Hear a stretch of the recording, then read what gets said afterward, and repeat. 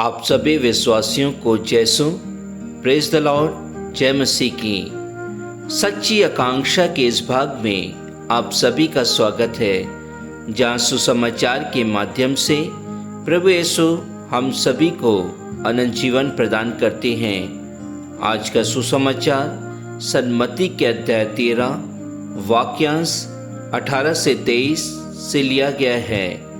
क्रिस्त में प्यारे विश्वासियों, आज माता कलीसिया संत योखिम और अन्ना का पर्व मना रही है।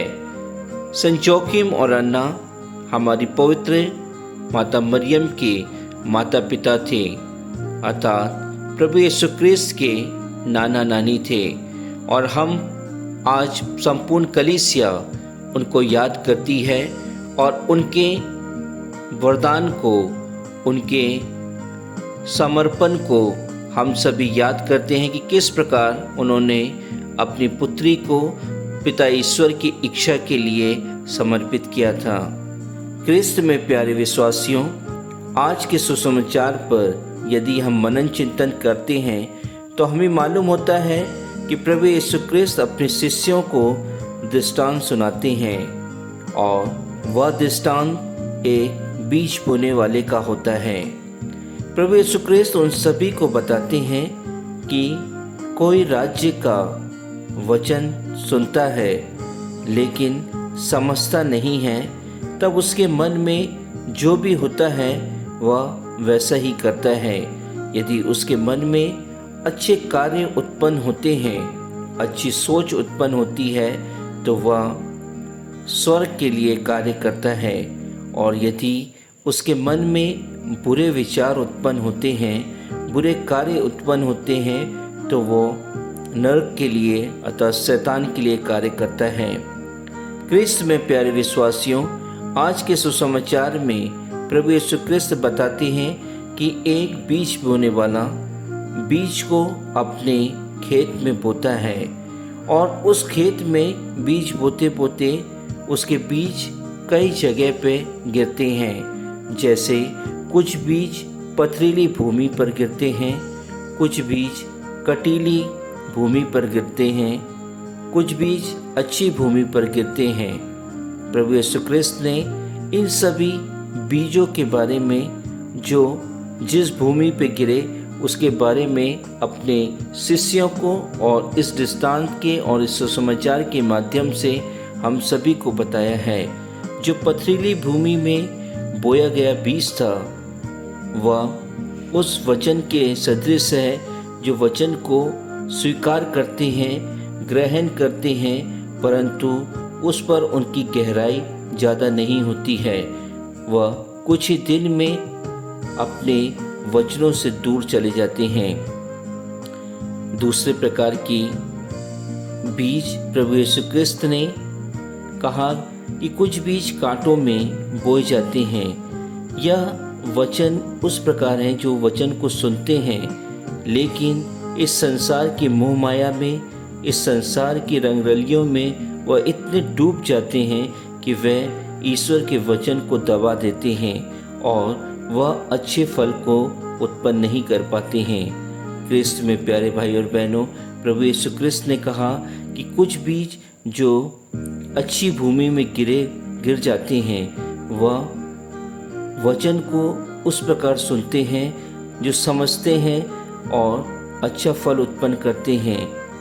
या उस भूमि के सदृश हैं जो अपने द्वारा कई 100 गुना, कई 60 गुना और कई 30 गुना फल को उत्पन्न करती हैं।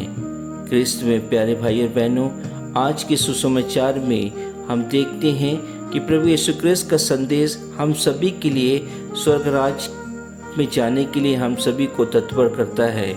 हमारे अनंत जीवन के लिए प्रभु यीशु क्रिस्त हम सभी को बताते हैं कि हम अपने जीवन को किस प्रकार, किस रास्ते पर ले जाएं। हम अपने परिवार को, अपने समाज को, अपने आस पड़ोस में रहने वालों को किस भूमि के सदृश हम उनको लेकर जाएं। क्या आज के सुसमाचार के द्वारा हम उन बीज बोने वालों को, अर्थात बीज बोने वाले यहाँ प्रभु यीशु क्रिस्त हैं, बीज बोने वाले प्रभु यीशु क्रिस्त के उन वचनों के समान हैं कि हम उन्हें किस भूमि को स्वीकार करते हैं, अच्छी भूमि पर या कटीली भूमि पर या रास्ते पर पड़े हुए भूमि पर। यदि हम अपने बीजों को रास्ते पे पड़े हुए के सदृश समझते हैं तो हम अपने जीवन को उसके समान महसूस करते हैं कि कोई भी हमारे हृदयों से, हमारे मनों से अच्छे कार्य और अच्छे विचार को ले जाते हैं और हमें गुमराह करके हमें शैतानी कार्य कराते हैं। हम अपने जीवन को उस पथरीली भूमि पर गिरे हुए बीजों के समान न बनाएं, ताकि हमारा जीवन उन पथरीली भूमि के समान ज़्यादा मजबूती से उत्पन्न नहीं हो सकते हैं। हम अपने विश्वास में दृढ़ नहीं बन सकते हैं। यदि हम इस संसार में रहते हैं तो हम सांसारिक प्रलोभनों में फंसते हैं, हम सांसारिक जीवन को ग्रहण करते हैं तो हमारे जीवन में कई विचलन होते हैं। यदि हम अगर इस भूमि पर गिरते हैं तो हमारा विश्वास दृढ़ ना होकर हम शैतानी कार्यों को करने लगते हैं। हम यदि अपने जीवन को या अपने परिवार के जीवन को या अपने समाज के जीवन को हम अच्छी भूमि पर गिरे हुए बीज के सदृश समझें तो हमेशा हम अपने जीवन के माध्यम से दूसरों के लिए कार्य कर सकते हैं, दूसरों के लिए हम प्यार कर सकते हैं, दूसरों के लिए अपने जीवन को समर्पित कर सकते हैं, जैसे कि हमारे प्रभु यीशु क्रिस्त ने हम सभी के लिए अपने जीवन को समर्पित किया। हम उस जीवन को पा सकते हैं जो प्रभु यीशु क्रिस्त ने इस संसार के लिए किया था। ईश्वर हम सभी को अच्छी भूमि और उपजाऊ भूमि पर रहने की कृपा दे, ताकि हमारे जीवन के द्वारा हम अपने जीवन में अच्छे वृक्ष पैदा कर सकें, हमेशा पवित्र आत्मा के फलों से हमारे वृक्ष बने रहें और हमारे जीवन के द्वारा हम अपने प्रभु यीशु क्रिस्त के राज्य के लिए कार्य कर सकें, उनके सुसमाचार का पालन कर सकें। आज हम सभी संत योकीम और अन्ना का पर्व मना रहे हैं। आज हम उनकी मध्यस्थता द्वारा प्रभु यीशु क्रिस्त से प्रार्थना करें कि प्रभु यीशु क्रिस्त हम सभी के माता पिता को, हम सभी के नाना नानियों को हमेशा स्वस्थ रखें और उनके द्वारा जो उन्होंने हम सभी को बीज रूपी संसार में लाया है, हम उनके द्वारा जीवन को व्यतीत कर सके, उनके द्वारा दिए गए संस्कारों को ग्रहण करके अपने और अपने बच्चों के जीवन को उज्जवल बना सकें और प्रभु यीशु क्रिस्त के कार्य को हमेशा इस जीवन में कर सकें। हम आज माता मरियम को याद करें कि जिस प्रकार माता मरियम ने अपने पुत्र को ईश्वरीय कार्य के लिए नियुक्त किया, ईश्वरीय कार्य के लिए समर्पित किया, हम भी अपने परिवारों को बच्चों को ईश्वरीय कार्य के लिए समर्पित कर सकें, जिसके कारण हम अपनी कलीसिया में ईश्वरीय कार्य के लिए हम अपने बच्चों को देकर अपने जीवन को साकार बना सकें। आमीन। वचन तेरा है प्रभु,